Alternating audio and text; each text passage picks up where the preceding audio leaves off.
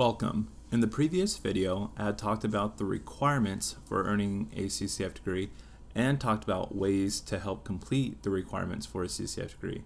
This video will look at the topics of military education.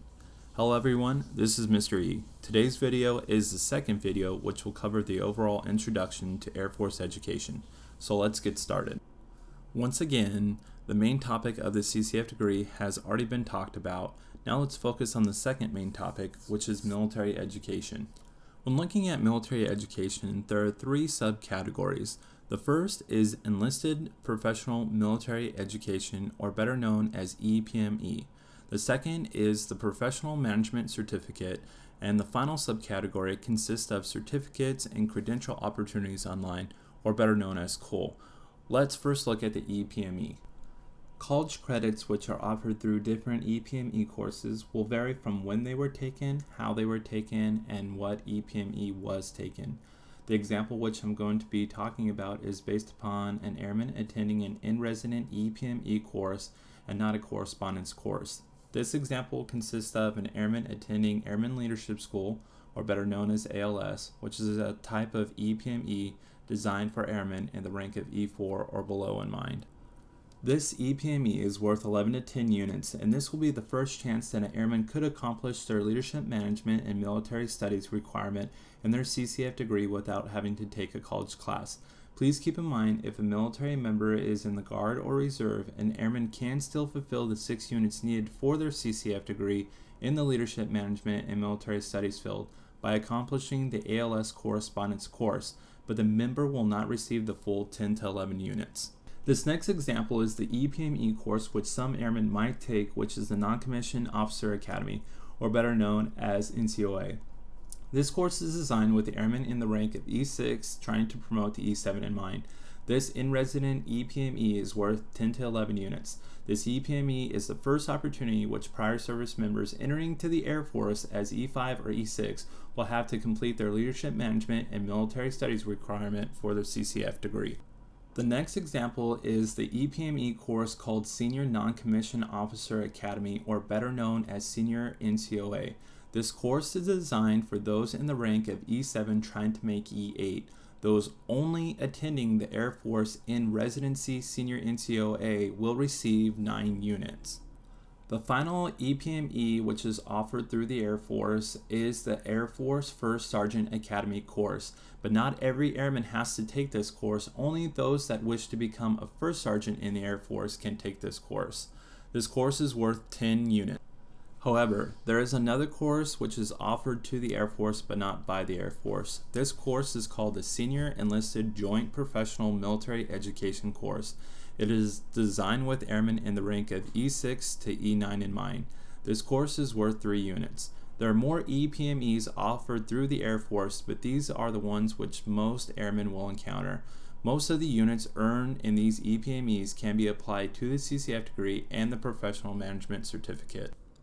The next subtopic which will be covered is the Professional Management Certificate. The Professional Management Certificate, or better known as the PMC, is offered to all enlisted members. This is a free certificate that is offered by the Air Force and does not take away from the one additional certificate which can be earned through the Air Force COOL. In order for an airman to qualify for the PMC, they must obtain a 7 skill level, complete ALS, complete NCOA, and complete Senior NCOA. Then the airman must complete 30 semester college units that are applied towards leadership management. Some of these credits will have come from the Air Force by completing the EPMEs, but it is mandated that 6 of these 30 units must come from a non-military institution, such as traditional college, CLEP, or DSST.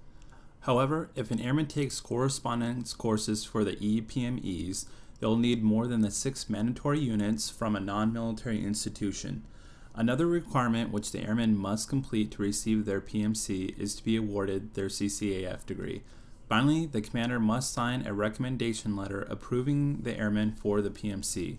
The PMC is not the only certificate that an airman can receive while in the Air Force. There are other certifications which are offered through the Air Force once an airman is assigned a special duty such as an instructor. For example, the instructor certification is known as the CCAF Instructor Certification Program. However, these certifications are hard to receive due to the specific requirements, and an airman has to be assigned a special duty which would qualify them to receive their certificate in the first place. Other specific certifications and requirements for each specific certification can be seen on the CCAF website. Other certificates which an airman can earn are associated with the Airman's AFSC. These certificates are usually referred to as credentialing opportunities online, or better known as COL. For example, of when an airman might have the opportunity to use their COL would be like an airman in the medical field who would like to use their COL to be given the opportunity to receive a radiology degree or immunization certificate. It is important to know that these types of certificates or credentials do not come directly from the Air Force, but these certificates or credentials are either paid for or a portion of the certificate is paid for by the Air Force. However, it is up to the airmen to decide what they would like to use their COL on.